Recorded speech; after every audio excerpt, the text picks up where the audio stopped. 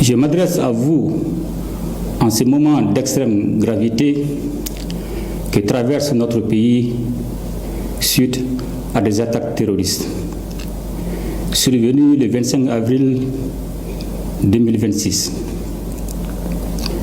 Ces attaques complexes, coordonnées et simultanées, ont visé les localités de Bamako, Kati, Kona, Mopti, Gao et Kidal. Grâce à la promptitude et au professionnalisme des forces armées et de sécurité, un violent coup d'arrêt a été donné aux assaillants, dont l'objectif était d'installer un climat de violence généralisée dans les localités concernées. Grâce au sang-froid des hommes engagés et au maintien de la cohérence de la chaîne de commandement, le plan funeste de l'ennemi a été déjoué avec la neutralisation d'un nombre important d'assaillants. À l'heure où je vous parle, le dispositif est renforcé, la situation est maîtrisée et les opérations de ratissage, de recherche, d'exploitation du renseignement et de sécurisation se poursuivent. Maliennes, Maliens, avec la neutralisation d'un nombre important d'assaillants.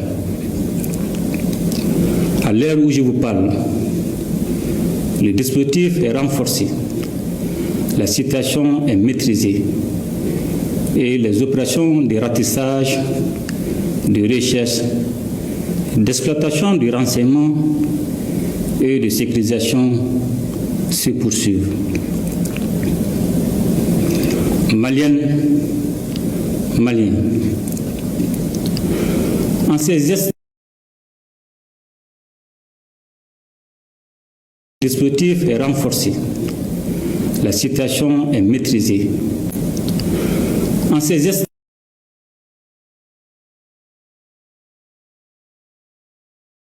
de douleur collective,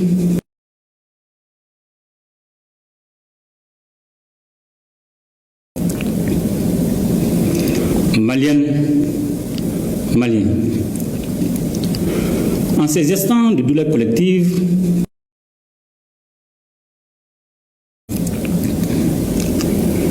mes chers compatriotes,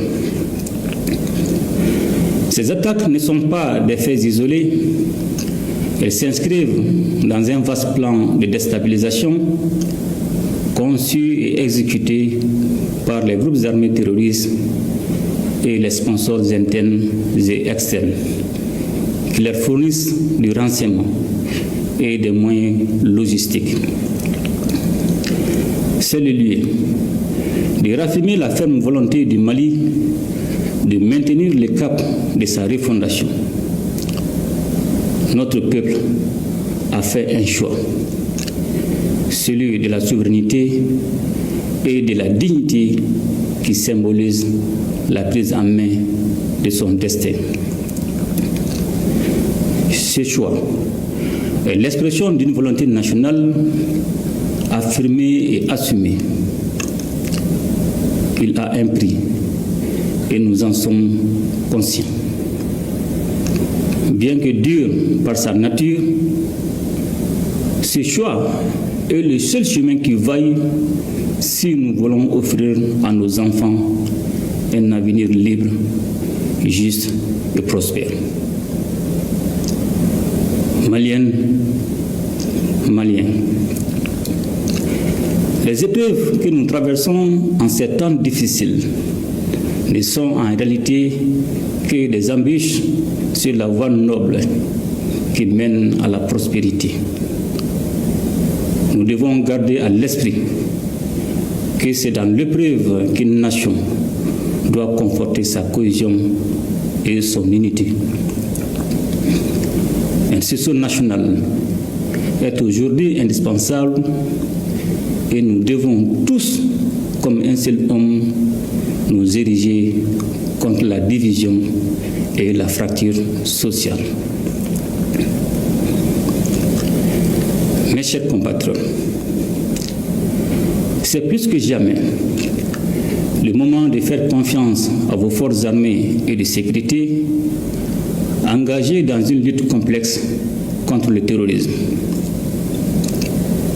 Les opérations se poursuivront jusqu'à la neutralisation complète des groupes impliqués et le rétablissement durable de la sécurité sur l'ensemble du territoire national.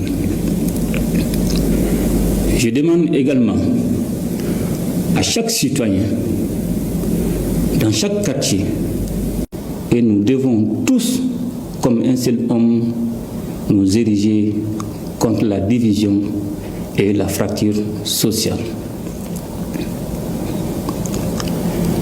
Mes chers compatriotes, c'est plus que jamais le moment de faire confiance à vos forces armées et de sécurité engagées dans une lutte complexe contre le terrorisme. Les opérations se poursuivront jusqu'à la neutralisation complète des groupes impliqués et le rétablissement durable de la sécurité sur l'ensemble du territoire national. Je demande également à chaque citoyen, dans chaque quartier, dans chaque fraction et dans chaque village, de faire preuve de vigilance et de responsabilité, appuyer nos services en transmettant par les canaux officiels toute information utile au renseignement et à la prévention. C'est pourquoi je vous exhorte aussi à ne pas céder aux rumeurs, aux messages d'affolement ni aux manipulations. Par ces temps qui courent, la désinformation peut devenir une arme au service des terroristes. Le Mali a besoin de lucidité et non de panique.